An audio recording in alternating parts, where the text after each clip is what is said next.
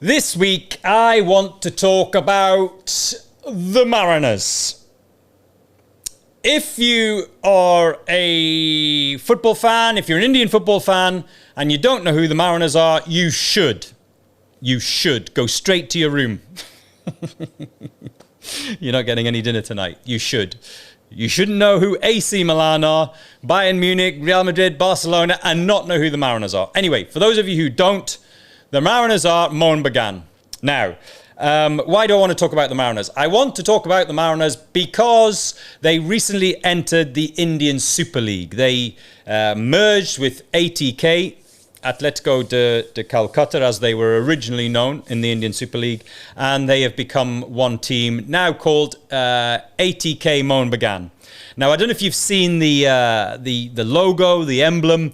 They've pretty much maintained the Mariners colours and the Mariner logo, emblem, whatever you want to call it, and tagged ATK onto that. And for me, I am the happiest person on the planet as a result of that decision. Why? Because Mohun Bagan have history. A lot of history. 130 years of history, to be precise. There's a lot of people who don't even know that Mohun Bagan are older than Liverpool and Juventus. Yes, go check it out. I am right. 130 years old. Now, let me give you a bit more background to Mohun Bagan before they entered the Indian Super League. They are one of the powerhouses of Indian football, and certainly when it comes to Calcutta. Mohun Bagan, East Bengal. Those are the two names that fall off of everyone's lips when you talk about football in Calcutta. I've been there. One of the top three, I would say top three matches and football experiences that I have broadcast or been working at in my life has been the derby at the Salt Lake Stadium.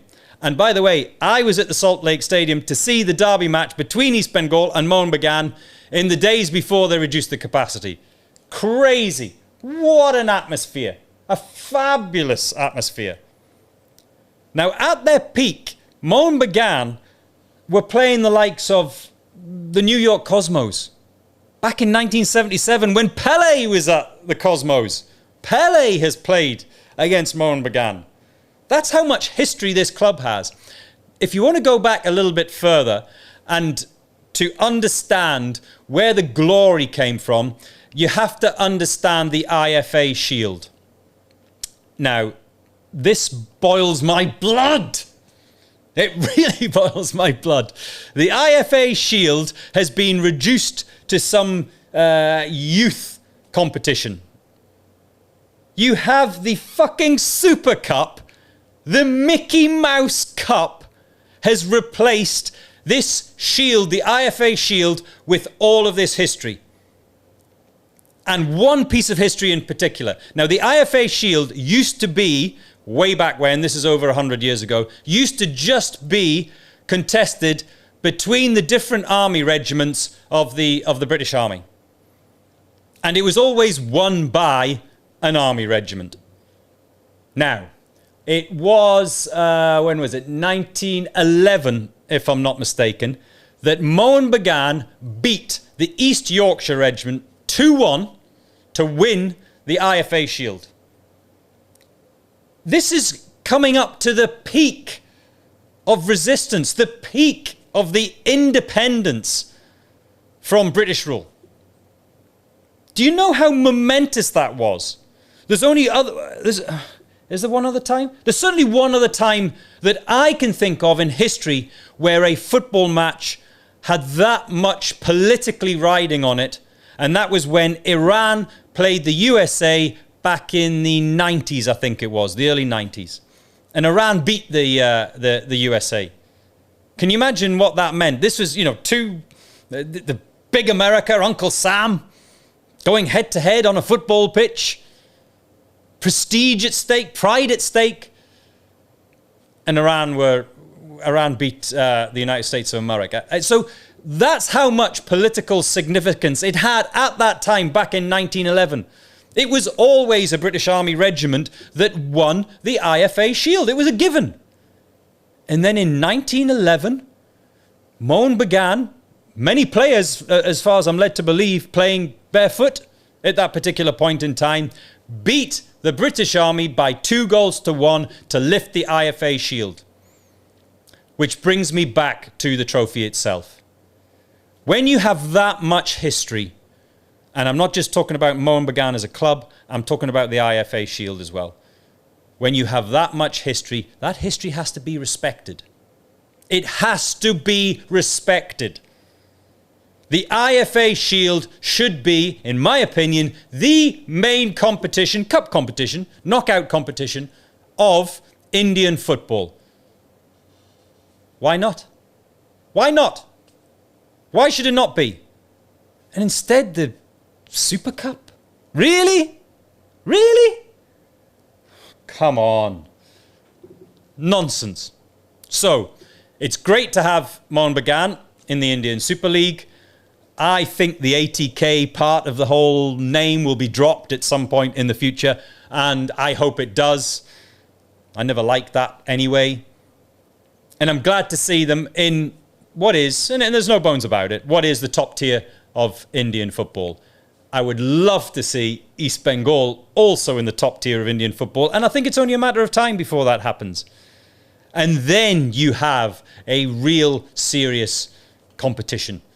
You cannot have, I never understood. I know why, I do know why, but I never understood, which are two different things. I never understood why East Bengal and Mohun Bagan were not included in the original first season of the Indian Super League. Now, is there a little bit of arrogance, or was there a little bit of arrogance amongst the managing committees of East Bengal and Mohun Bagan at that particular point in time? Yes, there was. And I think the ISL were right to stand their ground and say, we are trying to raise the bar of competition here in India.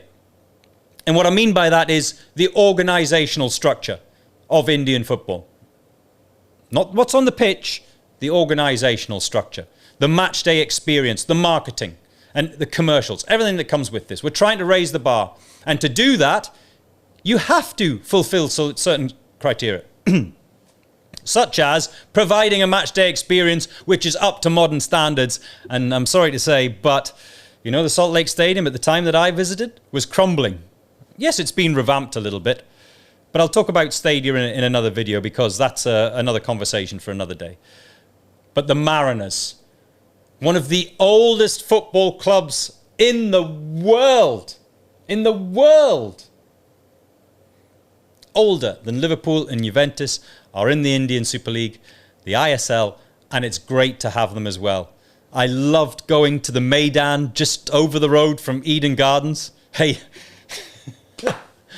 by the way, if ever there was a snapshot of the difference in resources put into cricket and football, go and visit Maidan Gardens. You can see, the Maidan. You can see Eden Gardens from the Maidan. This huge, modern monolith of a cricket stadium, and there's the small, humble ground of football at the Maidan. One day, I hope in my lifetime, it'll be levelled up. We will see over the road from Eden Gardens a stadium worthy of football and its position in the Indian sporting culture. Make sure you subscribe to this channel and make sure you like and you comment on all of the topics that I discuss every single week.